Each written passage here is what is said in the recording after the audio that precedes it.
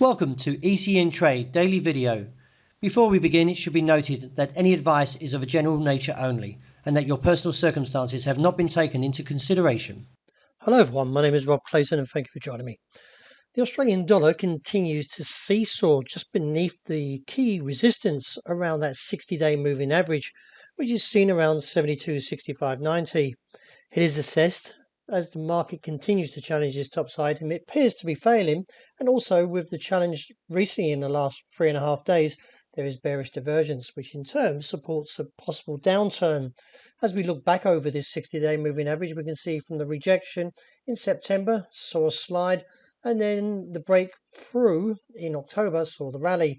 And then another rejection from that region in November saw the downtrend. And now as we challenge this bottom side range here in the 60-day moving average, which as mentioned is around 72.65.90, I feel we should eventually see a move back towards 72.05 to 71.55.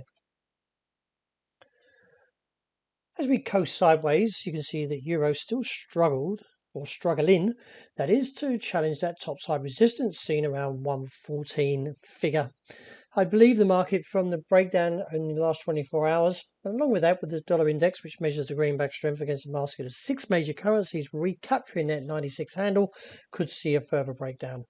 Overall, the broader picture still remains towards that bottom side around 111. In the interim, I believe the market will eventually break down and look towards 112.90 and then down to 112.40. The dollar yen still remaining relatively bullish as the ADX is holding very firmly, and also the MACD, but the RSI is overbought.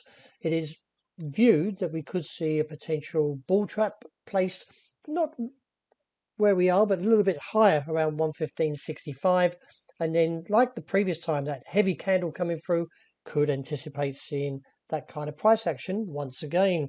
That is history repeating itself, and therefore could see the target of 114.80 to 114.30, where I've outlined it here in blue as a potential target if we see the rejection. Reassess from there.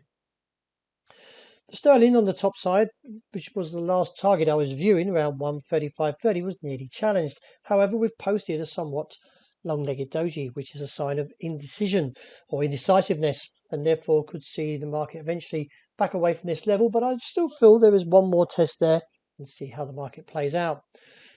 Any challenges beyond there will likely to struggle towards 135.90, with the rejection that may come into play due to the overbought condition, looking back towards 134.55.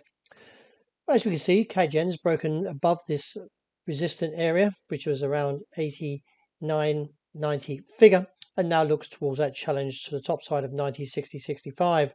With the market still somewhat showing its mild bearish divergence, I feel there could be a potential bull trap coming in play very soon around that 90.60 and eventually see a downturn back towards 89.80 and then 89.35.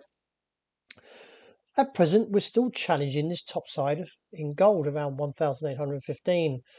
Although the market has quite respectively held above that 1,788 support, let's see how strong this challenge to the upside is. Although the level of 1,815 is weak, we could see if the dollar index does recapture further momentum above 96, could send the market back down towards this bottom side of the range as we continue to whipsaw in this price section here and see 1,788 to be challenged. Above 1,815 does look at resistance around 24 to 26. Wrapping up with oil, but the market is still, over the last 4 trading days, holding around this 76.50 area. Although the market still very much has $80 in focus due to the ADX, could see further tests to the upside into the coming new year. Well, that wraps it for today. So from myself, Rob Clayton, and also from ECNTRADE, would like to wish all our customers a very happy new year and a prosperous one.